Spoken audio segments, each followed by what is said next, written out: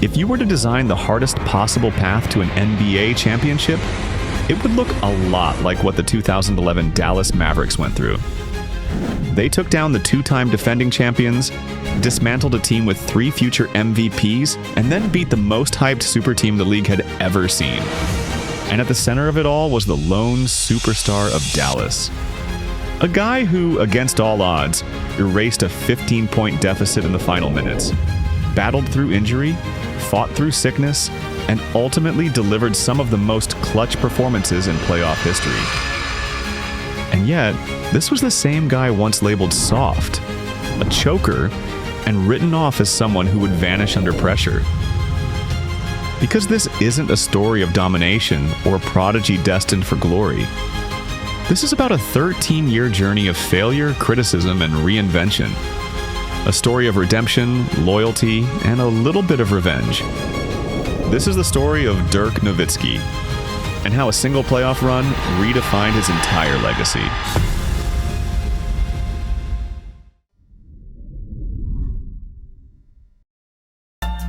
Dirk grew up in Würzburg, Germany, and he actually came to basketball pretty late.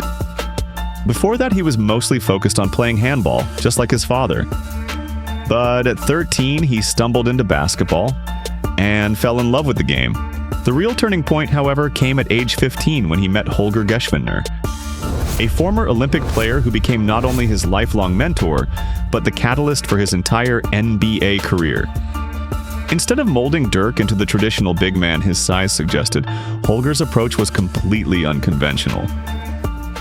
While American prospects were running drills and lifting weights, Holger had Dirk fencing to improve footwork, dribbling to jazz rhythms to learn improvisation, and rowing to build core strength. It's pretty crazy when you think about it, but it led Dirk to develop a unique skill set that was very different among other big men. And before long, Dirk was absolutely dominating German basketball, playing way above his peers. But dominating in Germany is one thing. But could he do it against the best in the world?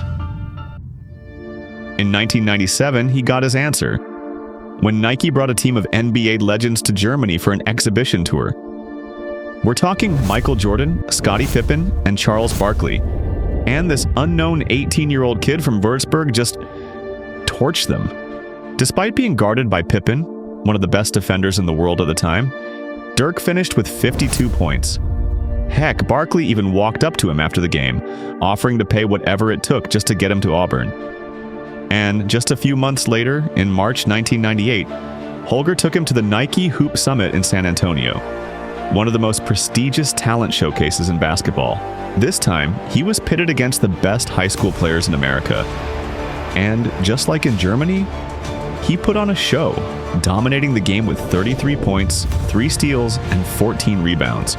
The Dallas Mavericks were so impressed that on draft night, they made sure to get him, and even orchestrated a trade that landed both him and Steve Nash on the same night. Nobody knew it yet, but these two outsiders would become the foundation of everything Dallas was about to build. But for Dirk, the hype from San Antonio didn't translate to Dallas. At least, not at first. Dirk's rookie year was a struggle, to say the least. He averaged around 8 points a game, struggling defensively and getting pushed around like he was nothing. He was labeled soft, a tall guy who could shoot, but couldn't defend to save his life.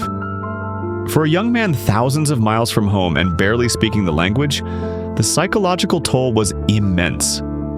He was so frustrated that he seriously contemplated packing his bags and returning to Europe. And you know what?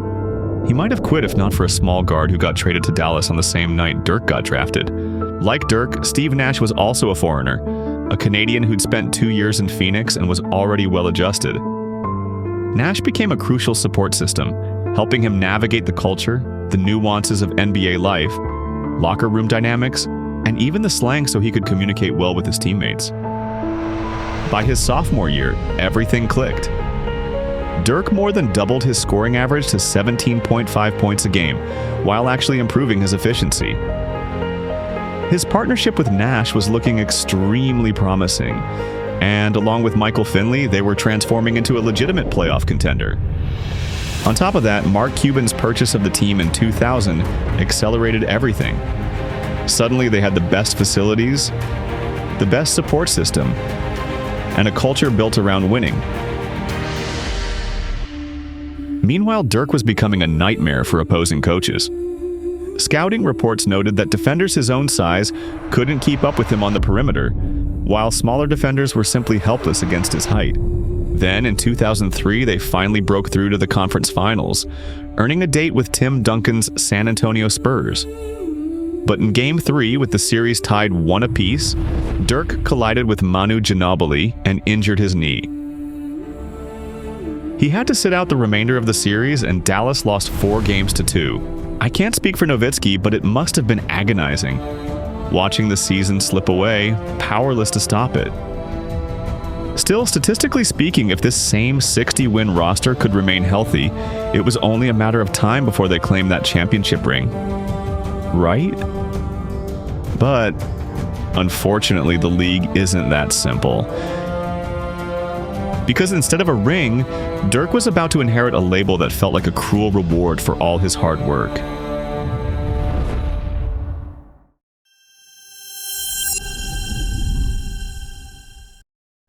After reaching the conference finals in 2003, the Mavericks thought they were just 1 or 2 pieces away from a championship. So that summer, they acquired Walker and Jamison, hoping to build an offensive juggernaut that could finally claim the ring. On paper, it looked like the depth they needed. In reality, the pieces just didn't fit, because the defense suffered along with the team's chemistry. As a result, they were bounced in the first round by the Sacramento Kings in a lopsided series. It was clear that changes were needed, but the biggest change was perhaps one he never wanted to see. That summer, Steve Nash entered free agency and received a 5-year, $65 million offer from the Phoenix Suns. From Mark Cuban's perspective, it was a significant commitment to a 30-year-old point guard. So he decided Nash wasn't worth the money, citing medical concerns about Nash's back, his age, and doubts about whether he could stay effective through the entire 5-year contract. Naturally, Nash felt undervalued, so he took the deal and went to Phoenix. And spoiler alert, Nash went on to win back-to-back MVPs, turning Phoenix into a playoffs contender. But for Dirk, the news was probably crushing. He wasn't just losing a teammate. He was losing a friend who had been with him through the trenches since day one. Suddenly, he had to become the team's cornerstone. And suddenly, he was the undeniable face of the franchise, which meant he would get most of the credit when winning, and all the blame when losing. With Nash gone, some critics expected Dallas to sink. After all, Nash had been the engine of their offense, and the one who made everyone better. But instead, Dirk stepped up, averaging career-high numbers and embracing his role as the franchise cornerstone. And Dallas finished the 2004 to 2005 season as the 4th seed in a loaded Western Conference.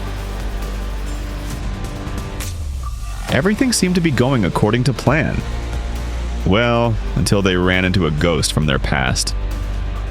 They were stopped by the very man they traded away, as Nash and the Phoenix Suns dismantled them in 6 games in the second round. At the time, it felt like poetic justice for Cuban's mistake. But for Dirk, it was another heartbreak. Another failed run despite his best efforts. But there was something relentless about Dirk's approach to the game. Beneath that humble exterior was a fierce competitor who simply refused to stay down. And the very next year, he carried his team back to the playoffs with a vengeance. First, he led Dallas into a grueling 7-game war against the Spurs. In the dying seconds of Game 7, with Dallas trailing by 3, the season was on the line. Dirk drove through contact, scored, and completed the 3-point play to force overtime, and ultimately won them the series. The same player who'd been called soft had just gone into the teeth of Duncan's team and won. Then, in the conference finals, he got his rematch against Phoenix. And this time, Dirk was the one doing the dismantling. He dropped 50 points and 12 rebounds in a pivotal Game 5 and sent Nash's team packing in Game 6. For the first time in franchise history, the Mavericks were heading to the NBA Finals. And through the first 2 games, they looked like they were going to win it all. Games 1 and 2 were everything Dallas fans had dreamed of. They dominated the Heat at home, winning both games by double digits. The confidence was so high that the Dallas Morning News reportedly began planning the championship parade route. And in Game 3, they were up by 13 points with just 6 minutes left in the fourth quarter. That one step to the championship ring was right there. They could practically touch it. But then, the Heat mounted an incredible 18-4 run that not only brought them back into the game, but gave them the lead with less than a minute remaining. Still, Dirk had a chance to save them. With seconds on the clock, he went to the line with a chance to tie the game. Now, you have to understand that Dirk is an elite free throw shooter. He averaged 90% during that season, and that night he was already 9 for 10. But then, he missed the second free throw, and ultimately that missed point cost them the game.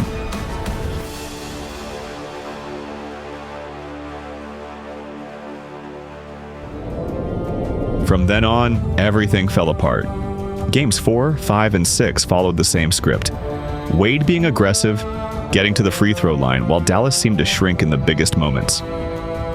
Miami won 4 straight games to steal the championship, and the narrative was devastating. Wade was the hero who willed his team to victory, while Dirk was the passive star who faded when it mattered most. Wade even publicly criticized Dirk's ability to lead in crunch time. And from then on, the critics didn't just whisper anymore. The narrative was that Dirk Nowitzki was a big choker, a soft European who shrunk in the big moments, a guy who could get you close but could never close the deal. But if 2006 was painful, what happened next was somehow worse.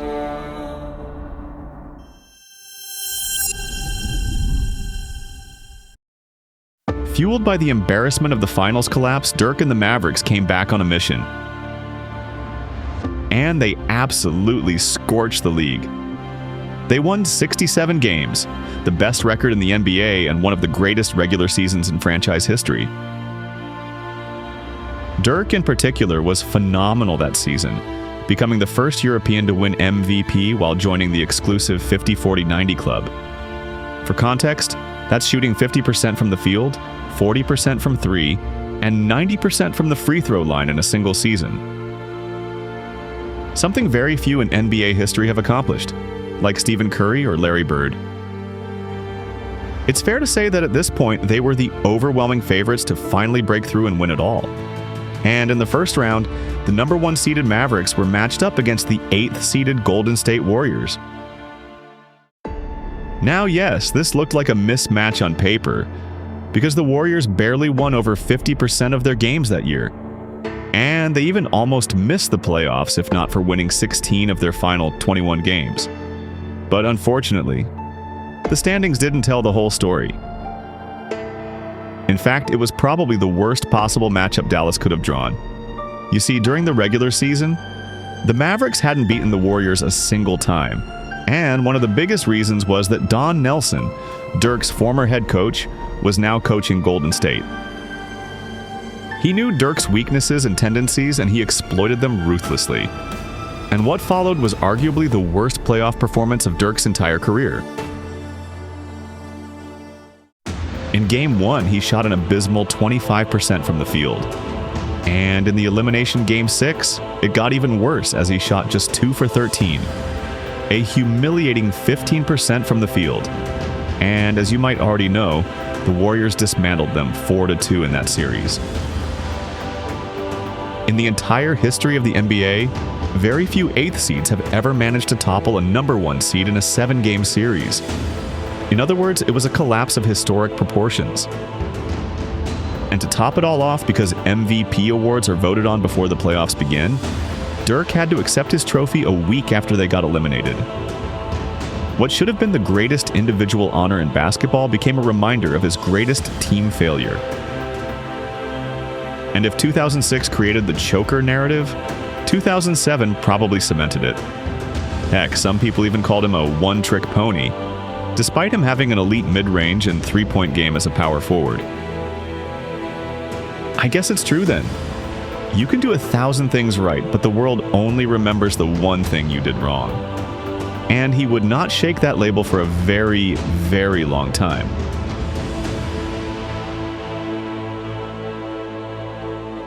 For the next few years, the Mavericks were stuck in a weird purgatory. They consistently clinched the playoffs and won 50-plus games like clockwork. But, like clockwork, they were consistently getting outplayed in the postseason. And year after year, it was the same story. In 2008, they got bounced in the first round by Chris Paul and the Hornets. In 2009, they lost in the second round to Carmelo Anthony's Nuggets. And in 2010, they were bounced in the first round again by the Spurs. With those consistent failures, most people were probably counting them out. And outside of Dallas, the basketball world was moving on. They were slowly fading into obscurity. But here's what you probably didn't see. Over the years, the Mavericks were quietly building the pieces around Dirk.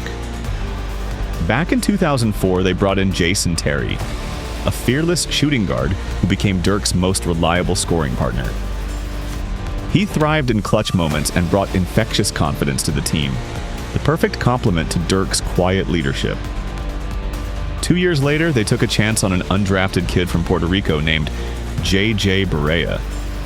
Now, at 5'10", he had no business being in the NBA. But he clawed his way into the league, and his speed and scrappiness made him the perfect spark plug when Dallas needed momentum. Then in 2008, they traded for Jason Kidd, an all-time great point guard who was 35 years old and clearly past his athletic prime. But what he lacked in speed, he made up for with pure basketball IQ and championship experience. And finally, they addressed their biggest weakness: defense. In 2009, they brought in Shawn Marion, a versatile forward who could guard multiple positions. And in 2010, they acquired Tyson Chandler, who became their elite rim protector. Together, they provided the toughness and defensive foundation Dallas had been missing. They now had the depth and the chemistry, but at the same time, their roster wasn't exactly young. Dirk, in particular, felt the age catching up to him. Now, he'd never been the fastest, but he'd always had just enough speed to drive past defenders closing out on his shot. And as he felt that first step slipping away, he knew he had to adapt. He needed a way to create space without relying on athleticism. So he honed a move that would become his trademark: the one-legged fadeaway. It was a pretty awkward-looking shot, but combined with his 7-foot frame and high release point, it became one of the most unguardable shots in NBA history, arguably right up there with Kareem's skyhook. And just like that, it became Dirk's signature move. It was reliable and hard to defend, and above all, devastatingly effective. So there it was. They had the depth, they had the defense, and they had the weapon. After years of building, it felt like this version of the Mavs was stronger than they had been in a long time. But just as the window seemed to open, the entire landscape of the NBA shifted overnight. And this fall, I'm going to take my talents to South Beach and join the Miami Heat.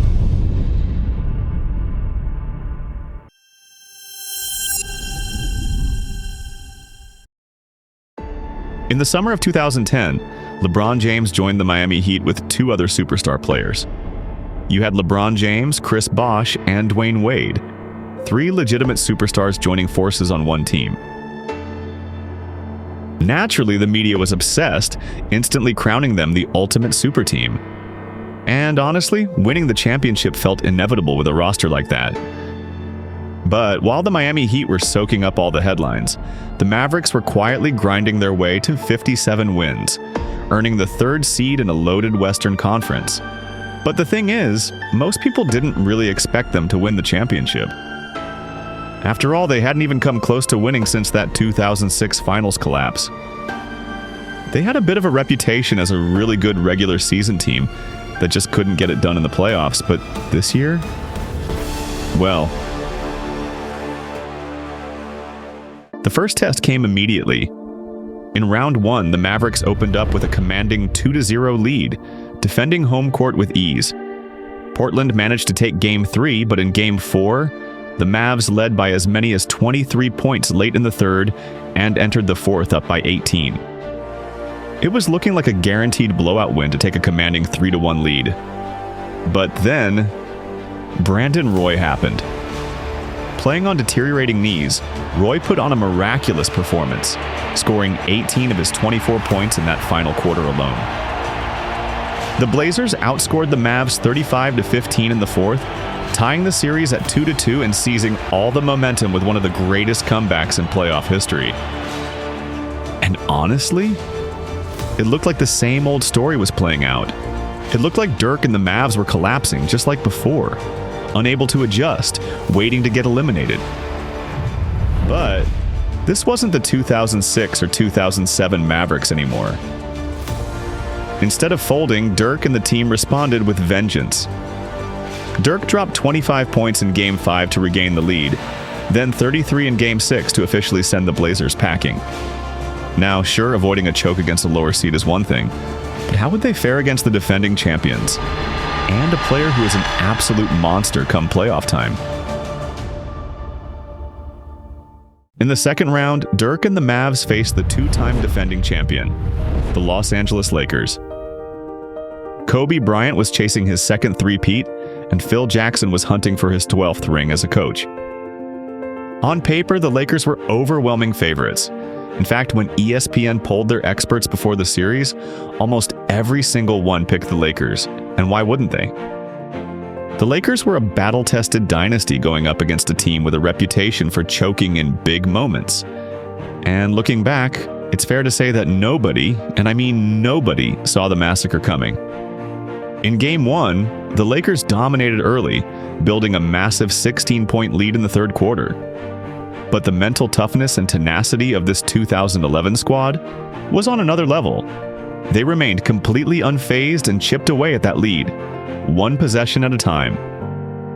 And by the fourth quarter, they had turned a blowout into a war.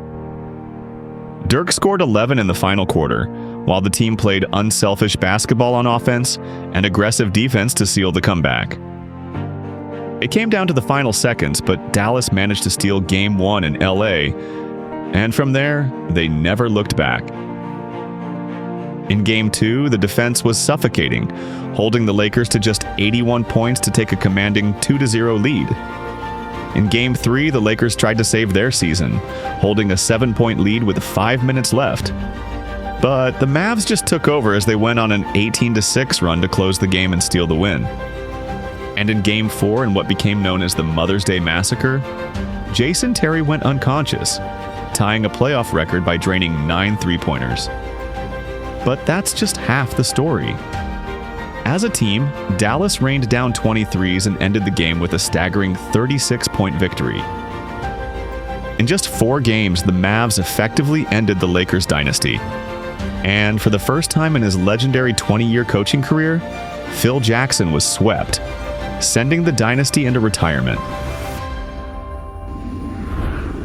In the Western Conference Finals, the Mavs went head-to-head with the Oklahoma City Thunder. They were a young team at the time, but looking back, the talent on that roster was absolutely mind-blowing. You had Kevin Durant, a generational scorer, Russell Westbrook, a future triple-double machine, and James Harden, the future face of the Houston Rockets. Think about that for a second. 3 future MVPs, all on the same team. And standing in their way was a 32-year-old German leading a roster of aging veterans. But in Game 1, Dirk dropped 48 points on just 15 field goal attempts. He shot 80% from the field and went a perfect 24 for 24 from the free throw line. Every time they gave him space, he buried it. And every time they fouled him, he made every single free throw count. And just like that, Dallas took Game 1. Sure, OKC might have been faster, younger, and more athletic, but They had absolutely no answer for Dirk. Game 2 was different, though. Led by a young James Harden, the Thunder bench completely overwhelmed Dallas, outscoring them 50-29. It made all the difference, allowing OKC to steal a win on Dallas's home court. And for a moment, it looked like this might actually be a fight. But here's the thing. That was the last game Oklahoma City would win all series. The Mavs closed it out in the next 3 games, and while the scores were pretty close, Dirk simply wouldn't let his team lose.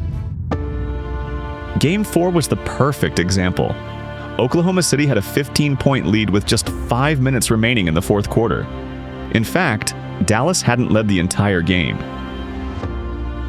But then, Nowitzki took over and scored 12 points in those final 5 minutes, sparking a furious 17-2 run that forced overtime and led to a stunning victory. For the series, Nowitzki averaged 32.2 points per game on 55.7% shooting as they took out OKC 4-1. And for the first time since 2006, the Dallas Mavericks were heading back to the NBA Finals. And just like 2006, he would be facing the same team. Only this time, they had become a super team.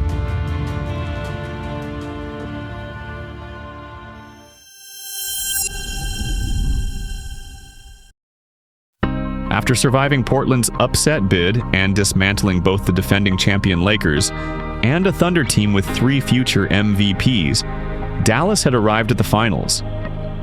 Against all odds, they were here, facing the team that sparked the narrative that had haunted him for years, the Miami Heat. But looking back, this went far deeper than a simple rematch. It was a clash of 2 completely different philosophies.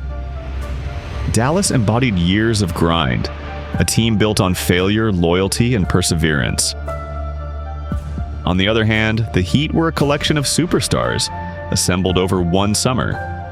And in a lot of ways, it felt like instant gratification, like the opposite of everything Dallas represented. Vegas made Miami heavy favorites, and looking at that Heat roster, who could blame them? Now he had 2 superstars on his team, both in their prime, and one of them was considered the best player in the world. And let's just say, they knew exactly how good they were. Heck, they were even talking about multiple championships. Not 1, championships. Not 2. LeBron, tell us about that. Not 2, not 3, not 4, not 5, not 6, not 7. And early on, the series went exactly as most people expected. In Game 1, the Mavs put up a pretty good fight, but it just wasn't enough. Miami's Big 3 lived up to the hype, contributing 65 points combined. Wade, in particular, put on a phenomenal performance on both ends in the second half. As a result, Miami took the opener comfortably, 92-84. But to make matters worse, Dirk tore a tendon in his left middle finger in the final minutes. Now, sure, it wasn't his shooting hand, but that injury was going to affect everything else. So when Game 2 came, it looked like the nightmare was just continuing. For almost the whole game, the Heat were in total control. And with just over 7 minutes left, following a dagger 3 from Wade, they were up by 15. They had just reeled off a blistering 13-0 run. And honestly, it looked like the game was over. But if there was one word to describe this year's Mavs, it was composure. They just stayed calm, played tough defense, and made shots of their own. And before you knew it, they were on a 17-2 run, erasing the deficit in the blink of an eye. With 30 seconds remaining, Dirk buried a 3 to finally give them the lead.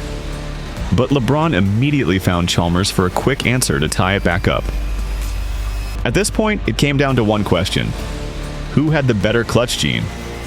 And the answer? Well, in those final minutes, Dirk Nowitzki scored the Mavs' last 9 points, stealing Game 2 right out from under them. And not only did the Mavs overcome a 15-point deficit, they ended Miami's perfect 9-0 home playoff streak. The series shifted to Dallas for Game 3, and the energy in the building was electric. After that incredible Game 2 comeback, it felt like the momentum had completely shifted. But Game 3 turned into a completely different kind of battle, a grinding, physical war. Neither team could pull away. Every possession mattered, and every bucket was earned.